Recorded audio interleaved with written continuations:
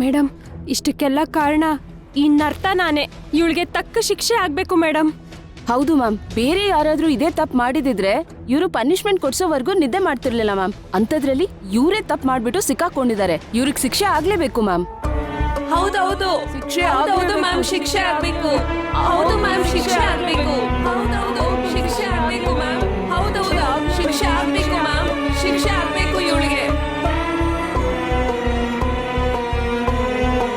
ತಪ್ಪು ಮಾಡಿದ್ರು ಹೇಗ್ ನಿಂತಿದ್ದಾಳೆ ನೋಡಿ ಮ್ಯಾಮ್. ಕೊನೆ ಪಕ್ಷ ಒಂದ್ ಸಾರಿ ಕೇಳಿಲ್ಲ.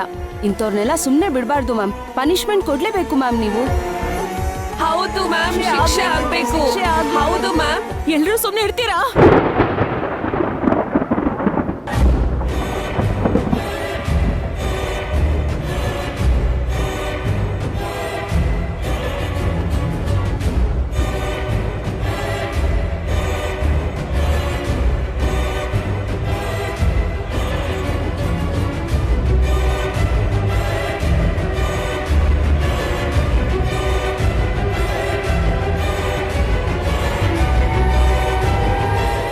ಹೌದು ಮೇಡಮ್, ಇವ್ರನ್ನ ಇಲ್ಲಿಂದ ಕಳ್ಸೋದೇ ಸರಿ. ಅದೇ ಸರಿಯಾದ ಶಿಕ್ಷೆ.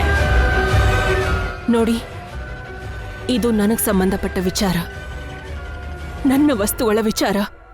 ನರ್ತನ ನನ್ನ ಭಾವನೆಗಳ ಜೊತೆ ಆಟ ಆಡಿದಾಳೆ ಅಂತ ನನಗೆ ಗೊತ್ತು. ತಪ್ಪು ಮಾಡಿದಾಳೆ. ಆದ್ರೆ ತಪ್ಪು ಮಾಡ್ದವ್ರಿಗೆಲ್ಲ ಶಿಕ್ಷೆ ಒಂದೇ ದಾರಿ ಅಲ್ಲ. ಮನುಷ್ಯರಾದವರು, ಅವರಲ್ಲಿ ಮನುಷ್ಯತ್ವ ಇರೋರು, ಭಾವನೆಗಳಂದ್ರೆ ಏನು ಅಂತ ಗೊತ್ತಿರೋರು ಈ ತರ ತಪ್ಪು ಮಾಡಲ್ಲ. ಆದ್ರೆ ಭಾವನೆಗಳಿಗೆ ಬೆಲೆನೇ ಗೊತ್ತಿಲ್ಲದೆ ಇರೋರ್ಗೆ ನೀವ್ ಶಿಕ್ಷೆ ಕೊಟ್ರೆ ಅದು ಬಂಡೆ ಕಲ್ ಮೇಲೆ ಮಳೆ ಸುರಿದ ಹಾಗೆ. ಪ್ರಯೋಜನ ಇಲ್ಲ.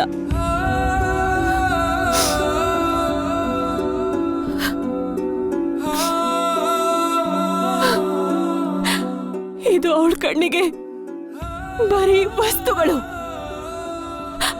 ಆದ್ರೆ ಇದ್ರಲ್ಲಿ ಅಡಗಿರೋ ಭಾವನೆಗಳ ಬಗ್ಗೆ ಅವಳಿಗೇನ್ ಗೊತ್ತು? ಅವಳಿಗೆ ಗೊತ್ತಾಗೋದು ಇಲ್ಲ.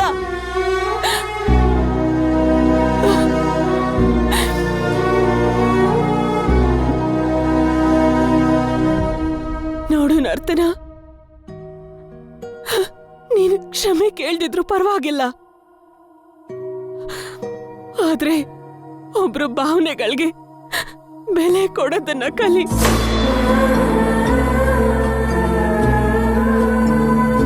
ಇದನ್ ನೀನ್ ಹುಡುಗಾಟಕ್ ಮಾಡಿದ್ಯೋ ಮತ್ತಿನ್ನೇನಕ್ ಮಾಡಿದ್ಯೋ ಅಂತ ನನಗೆ ಗೊತ್ತಿಲ್ಲ. ಆದ್ರೆ ಒಂದು ತಿಳ್ಕೊ, ಇನ್ನು ನೀನು ಜೀವನದಲ್ಲಿ ಮೊದಲನೇ ಮೆಟ್ಲು ಹತ್ತಿದ್ಯಾ ಅಷ್ಟೇ. ಇನ್ನು ಹತ್ತೋದು ತುಂಬಾ ಇದೆ. ನಿನ್ನ ಈ ಸಣ್ಣ ಬುದ್ಧಿನ ಬದಲಾಯಿಸ್ಕೊಳ್ದೆ ಇದ್ರೆ ಮುಂದೆ ಇನ್ನು ದೊಡ್ಡ ದೊಡ್ಡ ಸಮಸ್ಯೆಗಳನ್ನ ಎದುರಿಸ್ಬೇಕಾಗತ್ತೆ. ಇದನ್ನ ಹೇಳಿದ್ದನ್ನ ಬುದ್ಧಿ ಮಾತಂತ ತಗೊಂಡ್ರೆ ಬದುಕ್ತೀಯ, ಇಲ್ಲ ಅಂದ್ರೆ ಚೀಚಿ, ನಿನಗ್ ಬುದ್ಧಿ ಹೇಳಕ್ಕೂ ನನಗ್ ಮನ್ಸೊಪ್ತಿಲ್ಲ. ದಯವಿಟ್ಟು ಹೋಗಿಲ್ಲಿಂದ.